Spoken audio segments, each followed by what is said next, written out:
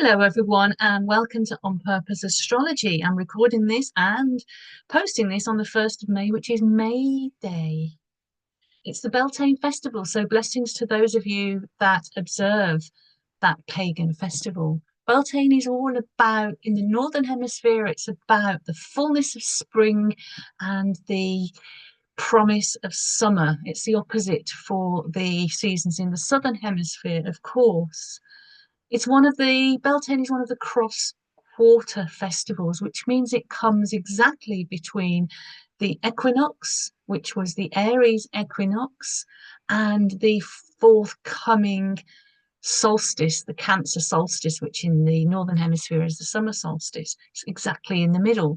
And the cross quarter festivals fall at the middle of the fixed signs. And of course, the sun is in Taurus at the moment. So it's a Taurian festival, which is all about nature. I mean, all of these festivals have a lot to do with nature. So if you're celebrating, or even if you're not, look at nature, go into nature, give a blessing to nature, to the sun. The sun is growing in the sky. The days are getting ever longer towards the solstice, when we have the longest day in the Northern Hemisphere.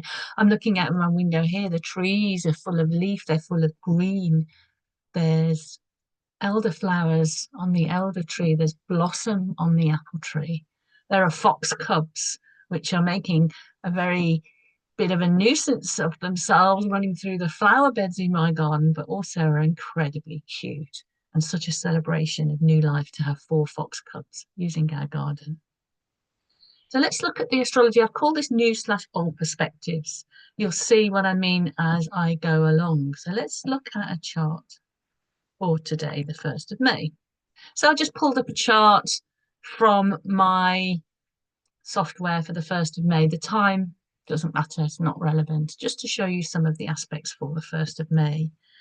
So you'll see here that Mars is on the ascendant here and on the cusp of the first house at 547 of Leo.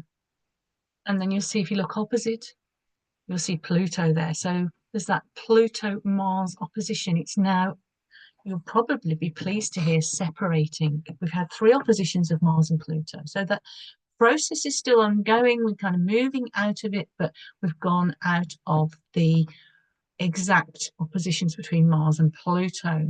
Just a reminder, the first opposition was in November last year, then there was one in early January this year, and 27th of April, just a few days ago, was the last exact opposition. So we're moving out of that energy. So we might actually want to just reflect back on any new perspectives we have found during this challenging times. It's certainly been challenging times for many people personally, but also challenging times in the world. We're seeing a lot of oppositions. We're seeing a lot of people taking sides. We're being asked, what side are you on? Are you on this side or are you on that side? Pluto is about control. It's about how we use collectively, but also individually, how we use our personal power, or how personal power or collective power is used on us. It's an energy, Pluto, that takes you to some of the dark places. Pluto, after all, is the god of the underworld. So it can feel sometimes like you're being taken to the underworld. Things get very dark and there's all sorts of nasty things coming up.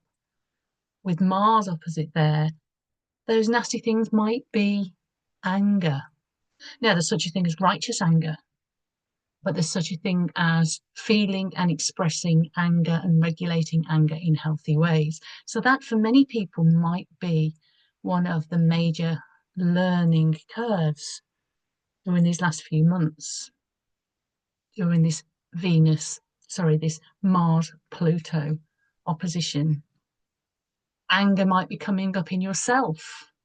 You might feel anger coming up. I know certainly just before this last opposition, during meditation, some very deep anger came up. It was very uncomfortable. I didn't express it outwardly. I processed it. I learned some new skills, some new ways of perhaps sitting with some of these deeply deeply uncomfortable emotions. Hopefully you've been able to do that. I knew exactly where the anger was coming from. That helps as well.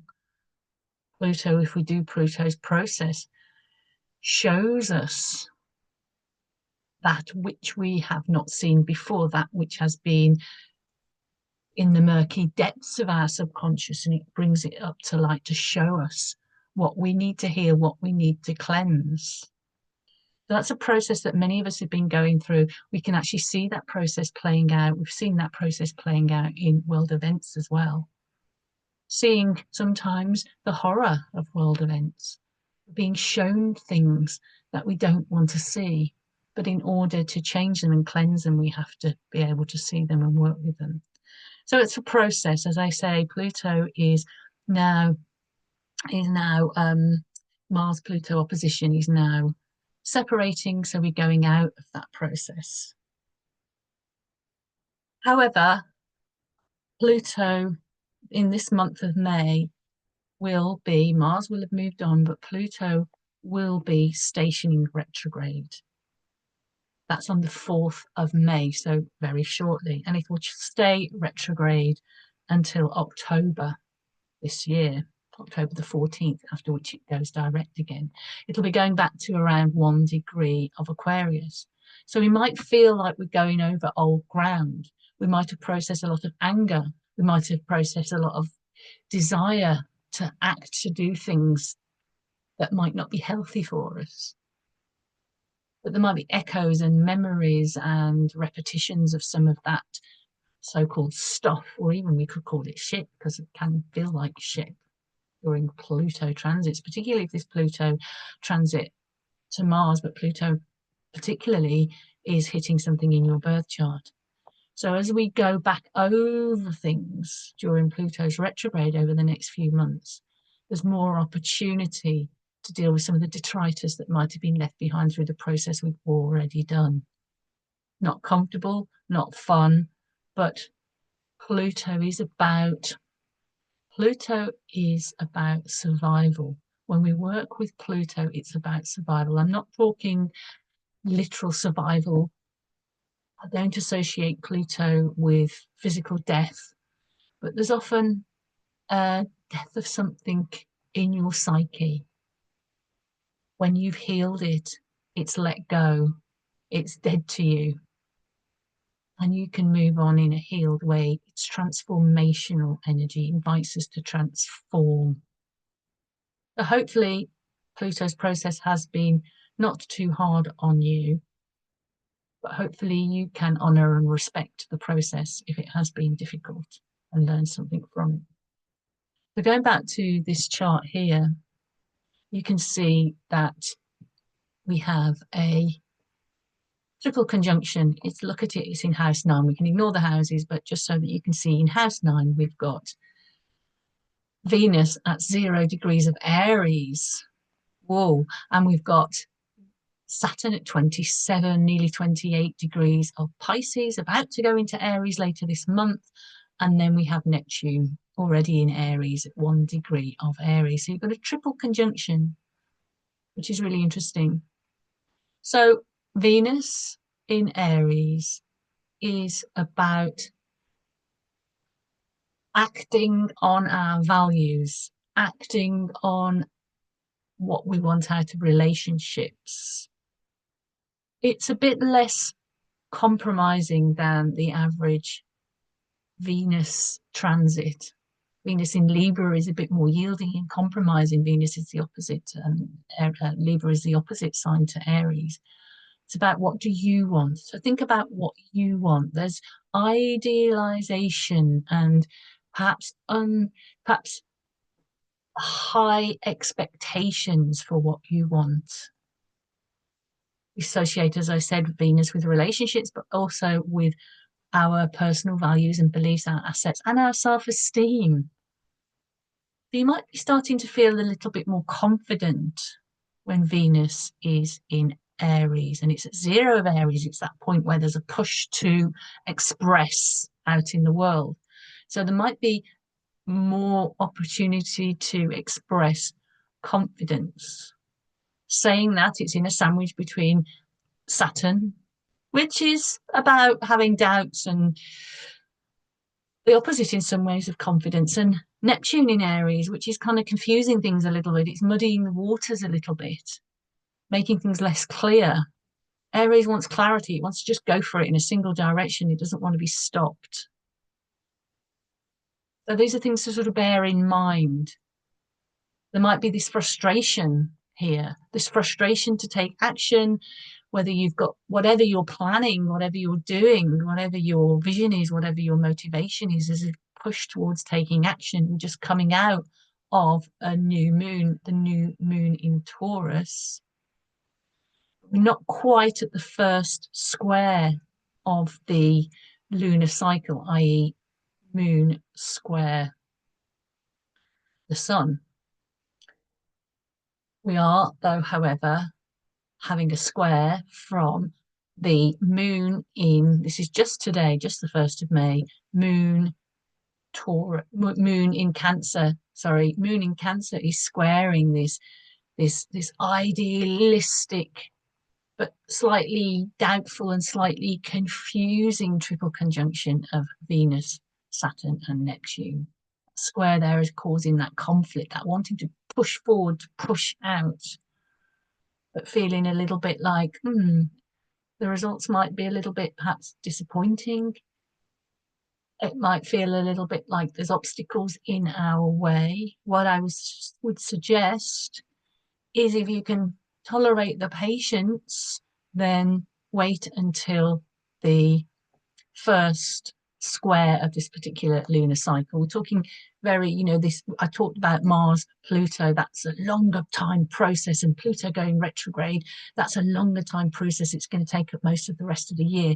But these things I'm talking about with the lunar cycle, this is just for this month. They're just some energies that are going to come in, they're going to go. So if you can tolerate any impatience to get going on whatever it is you want to get going, especially with Mercury in Aries, you're probably talking about it, you're thinking about it, you might even be a little bit kind of like, I really want to go for it. And perhaps it might be a good idea to wait until on or just after the first quarter moon, which is when the moon goes into Leo and squares the sun.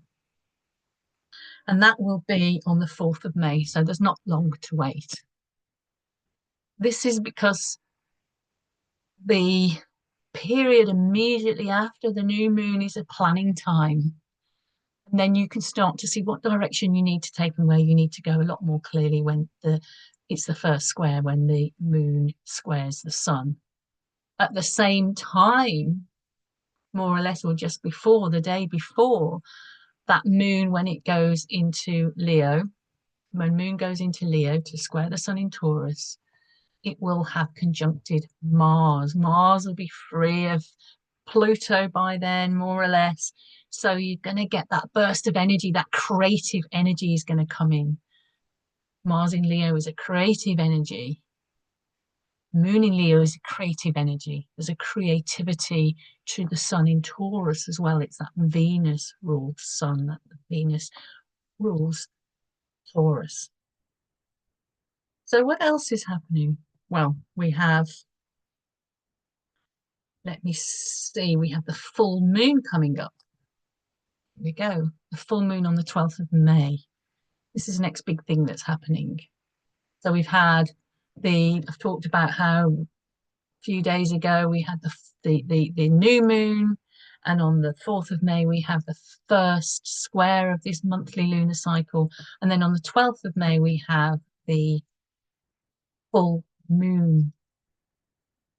Full moons are full of excitement, particularly when they're conjunct Uranus, which is this one is. You can see Uranus in Taurus in the 8th house conjunct the sun in Taurus, and the moon is in Scorpio. The moon is secretive and possessive and passionate and intense Scorpio. So these are the kind of energetics. And Uranus comes along to shake that all up. Uranus always shakes things up. Might be worth feeling into your body at this time. Sun in Taurus, moon in Taurus. How do things feel in your body? Do you feel that nervous excitement? Do you feel that resistance? Now, the essence of Venus and Scorpio is it's an opposition, it's an axis of attachment, it's an axis of control, it's an attachment of desire. It's an attachment, it's a fixed opposition. So it's about finding where it might be difficult to let something go or to give up control. Uranus conjunct the sun in this full moon is going to be inviting us to see where we might need to relinquish control. And that isn't easy for the fixed signs, particularly if this you have something in 22 degrees of the fixed signs, which of course is Taurus, Scorpio, Leo, and Aquarius in your sign, in your chart. It's going to be very difficult to sort of embrace or to go with the flow of anything that happens. There might be surprises that might kind of knock you for six a little bit, perhaps. But it's showing you where you might need to let go. Conversely, on the other hand, during this full moon, wherever it falls in your chart, if you're the type of person who has lots of mutable energy or sort of cardinal energy, even perhaps, you might be more amenable to changes. You might want to change things. So the the sort of thing to bear in mind there is not to throw things out, not to throw baby out with the bathwater, not to throw things away that might be emotionally or physically useful to you or might be a valuable resource for you, because there might be no going back on that. That's always, when you have a Uranus transit, that's always something that you have to bear in mind. But that's the full moon, the fullness of the full moon. The full moon always shows us. Talked about Pluto showing us things, stuff we don't want to see. The full moon often shows us things we do want to see. It can be a fun time, an exciting time, particularly with Uranus there. We can see things for what they are. We can see things a little bit more clearly, which is a relief after the first sort of 10 days of first few days or even first 10 days of May, when things might be a little less clear, as I've already talked about, a little bit confusing. Obviously, we've still got this Saturn Neptune conjunction still ongoing. So there's still that sense of feelings like something might be a little bit lost, feeling as if something might be a little bit it's associated actually Saturn Neptune. It's idealism meets reality.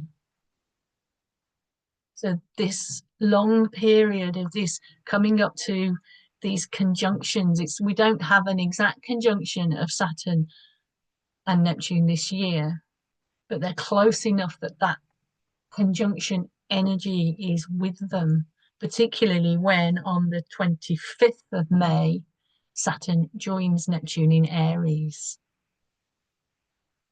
So it's about, as I said, where are we being idealistic, wanting things to be perfect and beautiful and glamorous and all those Neptunian things to be easy? But Saturn shows us reality. Even Saturn in Pisces. Saturn in Pisces isn't easy energy. It's confusing.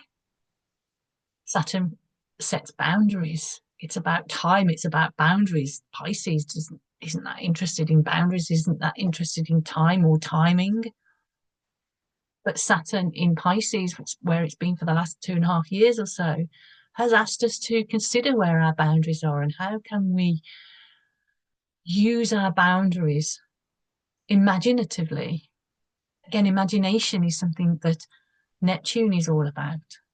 So how we imagine our vision for the future, how we imagine our vision for where we want our life to go.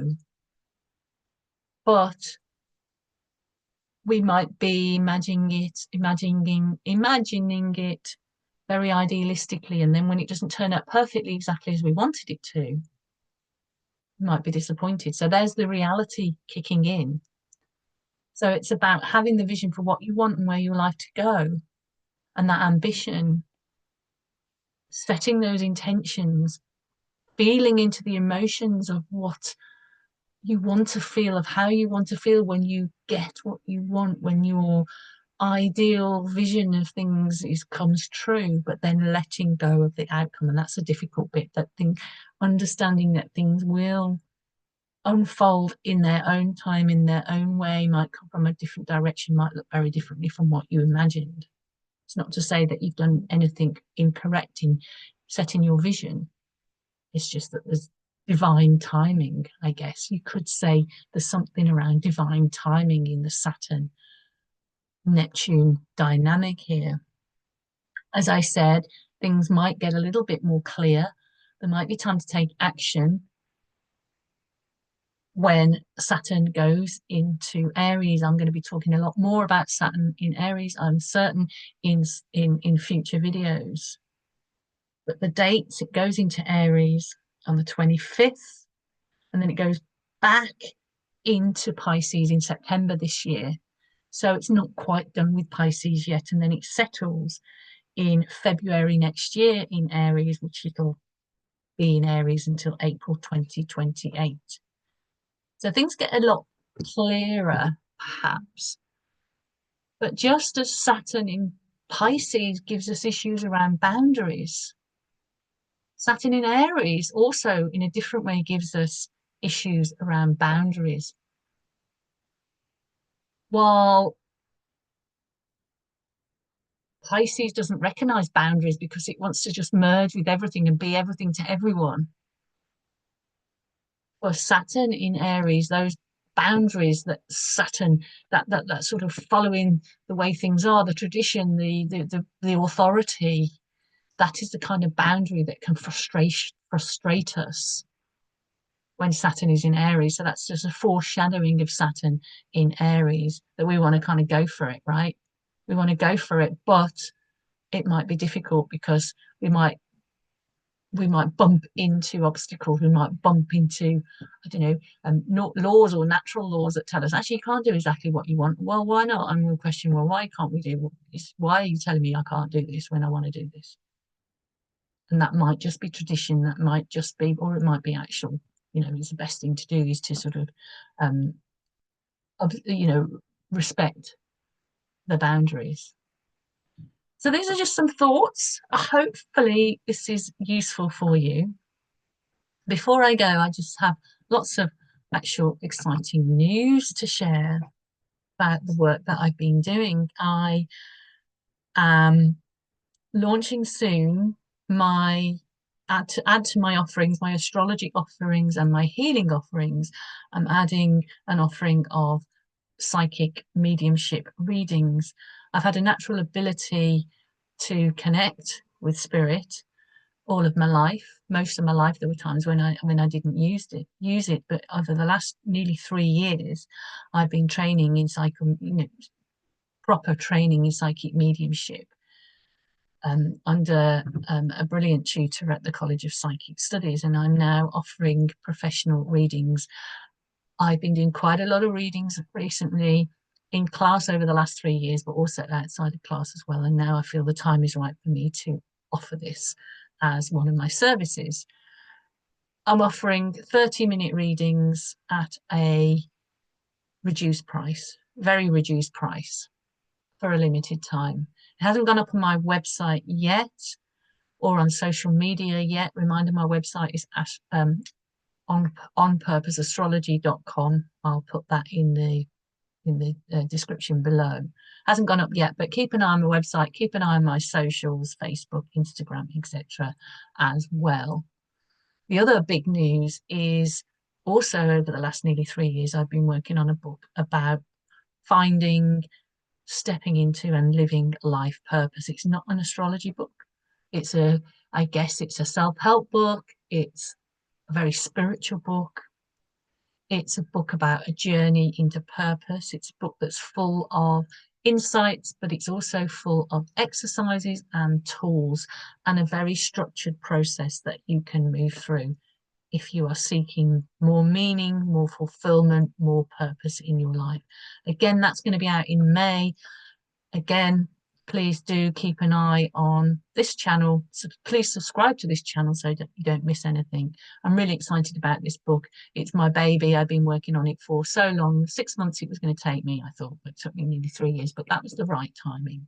I already talked about divine timing, and the time feels right. I'm looking for the exact date. I'm looking at the astrology for a good date to actually put it out there in the world. So do subscribe, do follow me, do you know, and then you can find out when that is out. And I'll be also after that doing some work around for the astrologers, specific work around finding the life purpose in the birth chart. I've already done talks and articles on this, and I'm collating it and adding a lot more and making it into a book and possibly also a course or a series of workshops. So again, please do connect, keep in touch, comment, ask questions. As always, love you all. Take care. Bye-bye.